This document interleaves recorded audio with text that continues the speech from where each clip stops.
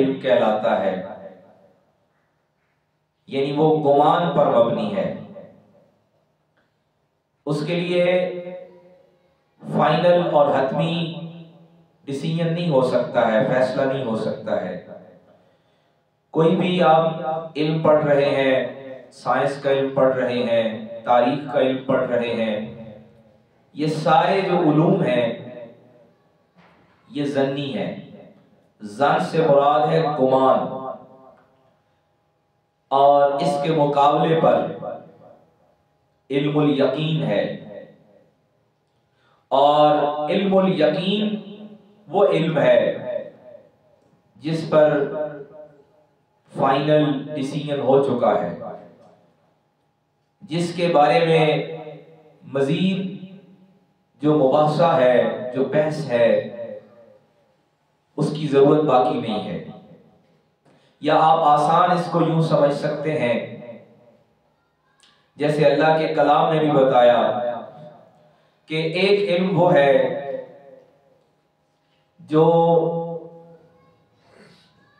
صرف گمان تک ہے، خیال تک ہے کہ ایسا ہو سکتا ہے۔ جیسے مثال لے لیتے ہیں کہ فلکیات والے بتاتے ہیں کہ موسم کا احوال بتاتے ہیں، بارش ہو سکتی ہے، گمان ہے، خیال ہے، ایک آئیڈیا ہے، یہ پرفیکٹ نہیں ہے، یہ مکمل نہیں ہے، یہ 100% نہیں ہے۔ ڈاکٹر کے پاس آپ جاتے ہیں، وہ بیماری کو بتاتا ہے، وہ بھی ظن کا علم ہے، گمان کا ہے، اس میں بھی 1%، 2%، 4% گنجائش باقی رہتی ہے۔ کسی دوسرے کے پاس جاتے ہیں، اسی کا دوسرا ماہر، اسی شعبے کا، وہ اس کے بارے میں دوسرا خیال پیش کرتا ہے، کوئی اس کے اپوزٹ دوسری سائڈ کا برعکس کوئی آئیڈیا پیش کرتا ہے۔ یہ ہے ظن کا علم۔ اور یہ جتنے علوم ہیں جن تک انسان کی رسائی موجود ہے، یوں سمجھیں کہ جن تک انسان پہنچ چکا ہے یا پہنچ سکتا ہے، وہ ظنی علم ہے، ظن سے ہے، گمان سے ہے، خیال سے ہے۔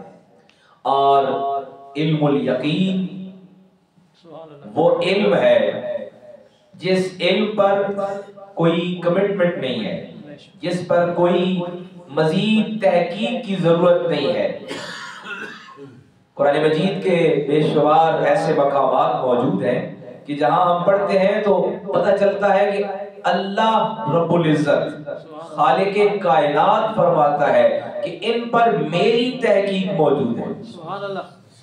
دنیا میں ہم سنتے ہیں کہ فلاں شعبے کے ماہر نے یہ تحقیق پیش کری، فلاں شعبے کے استاد نے، معلم نے، ماہر نے یہ ریسرچ پیش کری۔ وہ ریسرچ کسی بھی شعبے سے ہو سکتی ہے، وہ صحت کے شعبے سے ہو سکتی ہے، وہ تعلیم کے شعبے سے ہو سکتی ہے، وہ تعمیرات سے متعلق ہو سکتی ہے، وہ کسی بھی شعبے سے ہو سکتی ہے، وہ ایک تحقیق ہے۔ اور تحقیق کے بارے میں، انسانوں کی تحقیق کے بارے میں ایک طے شدہ بات یہ ہے کہ وہ کبھی بھی مکمل نہیں ہے، اس میں گنجائش باقی ہے۔ اور ایک بات اور یاد رکھیے، جو بہترین علم والا ہے، جس طرح خود آقا کریم معلم انسانیت، معلم کائنات صلی اللہ علیہ وآلہ وسلم، جنہوں نے خود فرمایا کہ انما بعثت معلما، بے شک میں معلم بنا کر بھیجا گیا، میں استاد بنا کر بھیجا گیا۔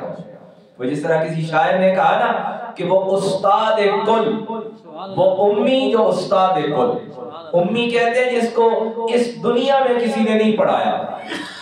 کچھ لوگ اس کا معنی یہ کرتے ہیں، یہ ان پڑھ کو کہتے ہیں، ان پڑھ کو نہیں کہتے، امی کہتے ہیں۔ آقا کریم صلی اللہ علیہ وآلہ وسلم کے القاب میں سے، القاب مبارک میں سے ایک لقب مبارک نبی الامی ہے۔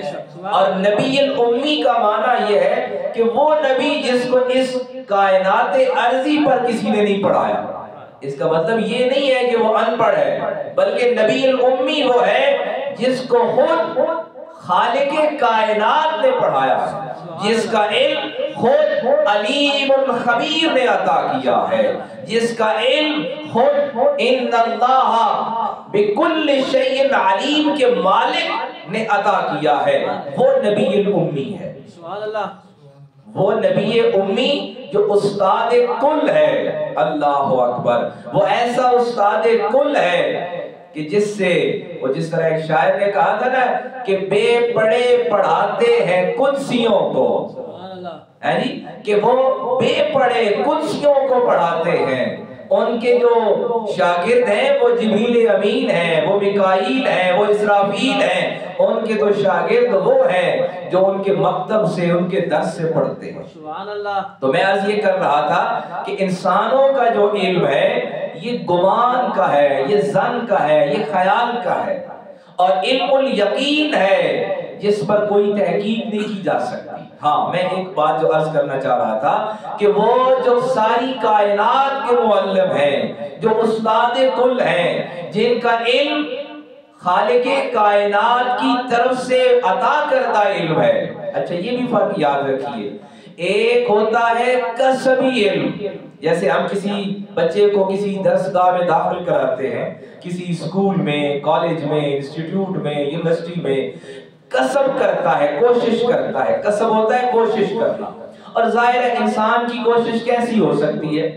انسان 100 کی کوشش کرتا ہے، کبھی 50 حاصل کر پاتا ہے، کبھی 40، کبھی 60، کبھی 70، کبھی 80، کبھی اس سے بھی کم رہ جاتا ہے، کوشش ہے نا۔ اور ظاہر ہے کہ انسان محدود ہے، قرآن نے کہا کہ انسان ضعیف ہے، کمزور ہے، اور ہر وقت ایک حالت میں نہیں رہتا، ایک ہی شعبے میں وہ امتحان دیتے ہوئے اس میں الگ الگ اس کی پوزیشن رہتی ہے۔ تو پتہ چلا کہ جو کسب کا علم ہے، جو کسب سے حاصل کردہ چیز ہے، اس میں کمی بیشی ہو سکتی ہے، اور نبوت کے باب میں یہ حضرت سیدنا قبلہ عالم پیر علی شاہ رحمۃ اللہ علیہ نے جب مرزے سے مقابلے کے لیے نکلے تھے تو آپ نے ایک یہ بھی شرط رکھی تھی کہ کسب سے، یعنی کوشش سے دنیا میں کوئی نبی نہیں بنا ہے، اور جو یہ دعویٰ کرتا ہے کہ میں نے فلاں ڈگری حاصل کی، میں نے فلاں علم حاصل کیا لہٰذا میں نبی ہو گیا، معاذ اللہ استغفر اللہ، تو وہ نبی اس لیے نہیں ہو سکتا کہ نبی خدا ہونے کے لیے، پیغمبر خدا ہونے کے لیے اس کا عطائی علم ہونا ضروری ہے۔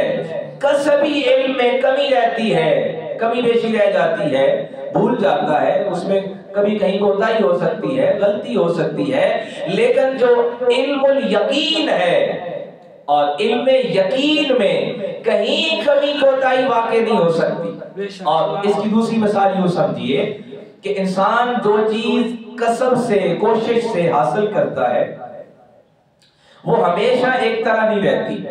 جیسے ایک انسان ایک علم حاصل کرتا ہے 20 سال کی عمر میں، 18 سال کی عمر میں، وہ مضبوط، تندرست، توانا، اس کے سارے حواس تندرست، اس کے سارے جو سینسز ہیں وہ کام کر رہے ہیں، وہ ایکٹیو ہے، 100% صحت مند ہے۔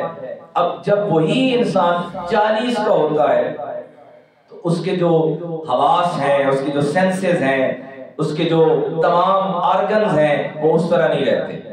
اب جب وہی شخص، وہی انسان 60 کا ہوتا ہے پھر اور فرق آ جاتا ہے، پھر وہی انسان جب 80 کا ہوتا ہے اور فرق آ جاتا ہے، اور اللہ کرے کہ 100 کا ہو جائے پھر وہ اپنا آپ ہی پوچھتا ہے کہ میں کون ہوں، یعنی اپنا آپ ہی بھول جاتا ہے، اپنے گھر والوں کو بھول جاتا ہے، یادداشت ختم ہو جاتی ہے، بینائی ختم ہو جاتی ہے، سماعت کمزور ہو جاتی ہے، اس کا حافظہ، اس کے لفظ کمزور ہو جاتے ہیں، اس کے زبان کی ادائیگی وہ نہیں رہتی، بیماری اور ضعف اور کمزوری اور نکاہت۔ یہ ہے کسبی علم۔ لیکن جو علم الیقین ہے، علم الیقین میں کبھی عمر داخل نہیں ہو سکتی کہ 20 میں اور تھا، 40 میں اور ہوا، 60 میں اور ہو جائے گا، 80 میں اور ہو جائے گا، نہیں۔ بیماری میں اور ہے، تندرستی میں اور ہے، ایسا بھی نہیں۔ یہ خوشحالی میں ہے تو اور ہے، تندرستی میں ہوگا تو اور بولے گا، ایسا بھی نہیں۔ یہ ہے کسبی علم کے لیے۔ وہ ایک اور مثال آ جائے گی نا کہ انسان بھوکا ہو تو کہے گا 2 اور 2 4 روٹیاں، اور جب وہ تونگر ہو جائے پیٹ بھرا ہوا ہو تو وہ کچھ اور بولے گا۔ ایسا ہوتا ہے کہاں پر؟ جہاں پر علم کوشش سے حاصل کیا جائے۔ اور یہ سارے جو سب کے علاقے ہیں، یہ سارے جو معاملات ہیں، یہ درپیش آتے ہیں کسب کے ساتھ۔ اب فرق دیکھیے، کسب کے ساتھ جتنا بھی عروج حاصل کر لے وہ کہیں نہ کہیں زوال کا شکار رہتا ہے۔ ظاہر ہے کہ وہ انسان نے حاصل کیا ہے، اور جو کچھ انسان نے حاصل کیا ہے وہ کبھی کبھی زوال کا شکار ہے، بلکہ ہر وقت زوال کا شکار ہے، ہر لمحے زوال کا شکار ہے۔ انسان نے اپنا مکان بنایا، وہ زوال کا شکار ہے۔ انسان نے اپنے کسب سے دولت بنائی، وہ زوال کا شکار ہے۔ انسان نے اپنے ہاتھوں سے اپنی صحت بنا لی تو وہ بھی زوال کا شکار ہے۔ جو جو چیزیں کسب سے بنائی ہیں، کوشش سے بنائی ہے، وہ زوال کا شکار ہے۔ علم حاصل کیا ہے کسب سے، وہ زوال کا شکار ہے۔ لہذا آپ اس بات پہ آئیے کہ علم الیقین وہ ہے جس میں کبھی کمی واقع نہیں ہو سکتی، کبھی کوتاہی واقع نہیں ہو سکتی، کبھی غلطی کی گنجائش باقی نہیں رہ سکتی۔ وہ 100% ہے، وہ 99% نہیں ہو سکتا ہے، اور اس میں کوئی شائبہ شامل نہیں ہو سکتا ہے۔ اب علم الیقین کی بھی مزید آگے درجات ہیں۔ ایک ہے حق الیقین، کہ جس نے سن رکھا ہے، پڑھ رکھا ہے، اور اسے بہت اچھا یقین ہو گیا ہے۔ پھر اس کے اندر علم الیقین کا ایک اور درجہ ہے جسے عین الیقین کہتے ہیں۔ عین الیقین میں اس نے پڑھ بھی رکھا ہے، اس نے سن بھی رکھا ہے، اور اس نے دیکھ بھی رکھا ہے، اس نے دیکھ بھی رکھا ہے۔ لہٰذا اب جس نے دیکھ بھی رکھا ہے نا، اس کے علم میں، دنیا میں انسانوں نے جتنا علم حاصل کیا وہ سارا علم ظن پر مبنی تھا، گمان پر مبنی تھا۔ خیال ہے، اور وہ خیال کبھی بھول بھی سکتا ہے، وہ خیال غلط بھی ثابت ہو سکتا ہے، وہ خیال پرانا بھی ہو سکتا ہے، لیکن ایک علم ایسا ہے جو نہ پرانا ہو سکتا ہے، نہ غلطی واقع ہو سکتی ہے، نہ اس میں کمی بیشی ہو سکتی ہے، نہ زمان و مکان کی حدود سے وہ ماورا ہو سکتا ہے، اور وہ علم ہے علم الیقین، اور اس کو کہتے ہیں وحی الہی کا علم۔ اس کو کیا کہتے ہیں؟ وحی الہی کا علم۔ اب آئیے رسالت باب حضور ختمی مرتبت آقا کریم صلی اللہ علیہ وآلہ وسلم، آقا کریم صلی اللہ علیہ وآلہ وسلم جو علم دے رہے ہیں، ظاہر ہے کہ آپ معلم ہیں، آپ استاد ہیں، اور آپ استاد کل ہیں، ساری کائنات کے استاد ہیں، جن و انس کے استاد ہیں۔ آپ جب علم دیتے ہیں، اب وہ علم کون سا علم ہے؟ وہ علم الیقین، اور علم الیقین میں سے حق الیقین سے آگے گزر کر عین الیقین کا علم ہے۔ جیسے ہمیں یہاں پہ کوئی ہمارے پاس کیونکہ خبر ہے، یہ جتنا ہمارے پاس علم ہے نا، اس کو خبر کہا جاتا ہے، اور یہ خبر ہے کسی انسان کے سورس سے ذریعے سے ہمیں ملی ہے۔ ہمارے پاس جتنا علم موجود ہے وہ کسی انسان کے واسطے سے ملا ہے۔ ظاہر ہے جب انسان نے بتایا ہے، اور یہ بھی بات یاد رکھیے، ہم جب تاریخ کی بات کرتے ہیں تو تاریخ کا ایک پہلو ذہن میں رہنا چاہیے۔ اسی لیے ہمارے اکابر نے، ہمارے بزرگان دین نے یہ سکھایا کہ جب ہم تاریخ کا کوئی حوالہ پڑھیں گے تو اس کو قرآن و حدیث کے ساتھ ملائیں گے۔ اگر وہ قرآن و حدیث پر پرفیکٹ اتر رہا ہے تو پھر اس کو ماننا ہے، وگرنہ تاریخ انسانوں کی بنائی ہوئی ہے، اور انسانوں کی بنائی ہوئی میں جیسے میں نے بتایا اس علم میں ضرور گنجائش باقی رہتی ہے۔ کوئی بھی انسان ہے، یہ صرف ذات نبی ہے، یہ صرف ذات رسول ہے، یہ صرف ذات پیغمبر ہے جن کے علم میں کوئی گنجائش نہیں ہے۔ کوئی کمی نہیں ہے اس میں. اب یہ نہیں کہہ سکتے کہ وہ علم پرانا ہو گیا ہے, اب یہ نہیں کہہ سکتے کہ وہ خیال گزر گیا ہے, اب یہ نہیں کہہ سکتے کہ وہ زمانے گزر گئے ہیں, بلکہ ان کا کہا ہوا, ان کی زبان اقدس سے نکلا ہوا وہ ہر جملہ ہر زمانے کے لیے اور ہر علاقے کے لیے ہمیشہ سے ایک جیسا ہے. اور یہی آپ کی ختم نبوت کا ایک ریفرنس ہے, ایک دلیل ہے کہ ان کا کہا ہوا قیامت کی صبح تک ہر زمانے کے لیے ہر علاقے کے لیے ایک ہی ہے. اس لیے سورۃ الاعراف کی آیت نمبر 203 ہم پڑھ رہے ہیں کہ آقا کریم صلی اللہ علیہ وآلہ وسلم جب آیت لاتے وَإِذَا لَمْ تَأْتِهِمْ بِآیَةٍ, جب آپ کوئی آیت نہیں لاتے, قَالُوا لَوْ لَجْتَبَيْتَهَا, تو وہ کہتے ہیں کیا تم نے نہیں بنائی ہے, معاذ اللہ استغفر اللہ. یعنی لوگوں کا گمان یہ تھا کہ یہ خود سے بناتے ہیں. اب جو خود سے بناتے ہیں وہ کہیں بھی بنا سکتے ہیں, کہیں گڑھ سکتے ہیں. اب قربان جائیے اللہ کا کلام, کس کا کلام؟ اللہ کا کلام. اب یہ آقا کریم صلی اللہ علیہ وآلہ وسلم کے علم, آپ کی شخصیت اور آپ کے منصب اور آپ کے فریضے کا جو مثال اور جو نمونہ پیش کر رہا ہے, اس کو دلوں میں جگہ دیجئے گا کہ رب فرماتا ہے قل, اے میرے محبوب آپ کہہ دیجئے. سوال ان سے ہوتا ہے, آقا کریم سے سوال ہوتا ہے کہ آپ آیت کیوں نہیں لاتے, آپ آیت کیوں نہیں بناتے. اب جواب کون دے رہا ہے؟ خالق کائنات دے رہا ہے.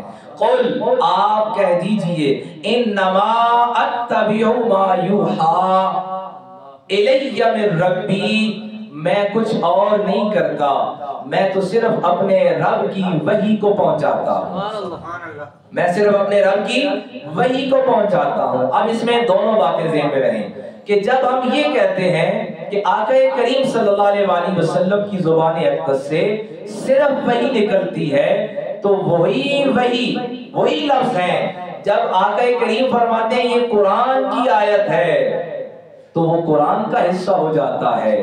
اور جہاں آقا کریم نہیں فرماتے تو وہ حدیث کا حصہ ہو جاتا ہے, لیکن ہے ان کی زبان سے ہی نکلا ہوا.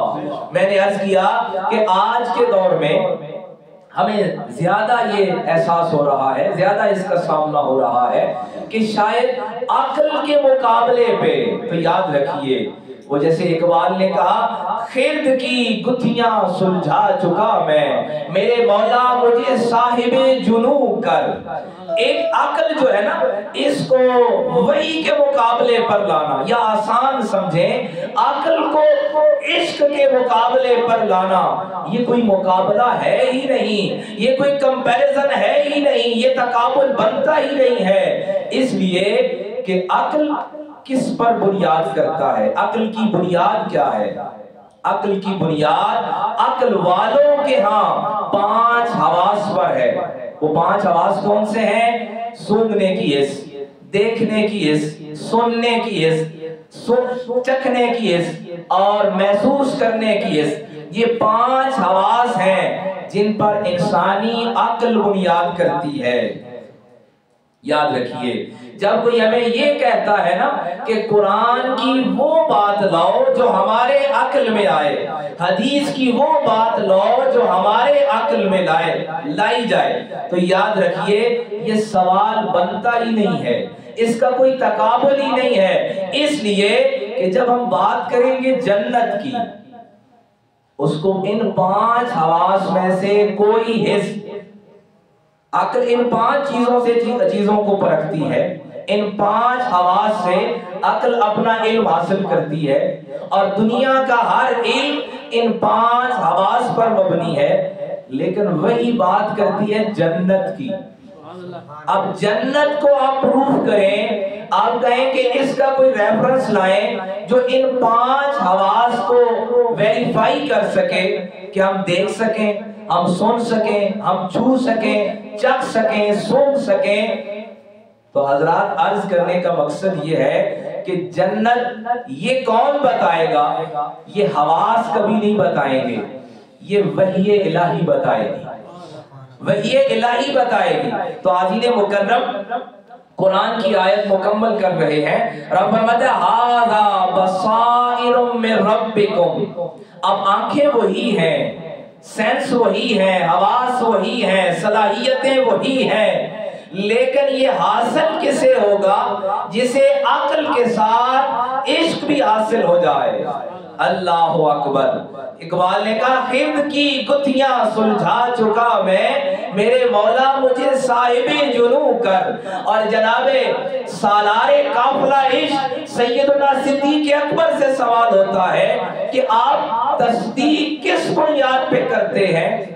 वो कहते हैं आंख ये जो सर वाली है ना, इसकी बुनियाद पे नहीं करता, बल्कि मैं इश्क वाली आंख पे तस्दीक करता हूँ।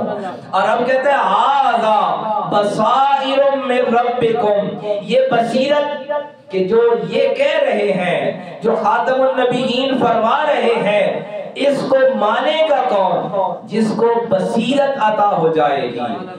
हाज़ा बसाइरुम मिन रब्बिकुम व हुदम व रहमतुल लिक़ौमिन युमिनून। और वही हदायत वाले, वही रहमत वाली कौम हो जाएगी।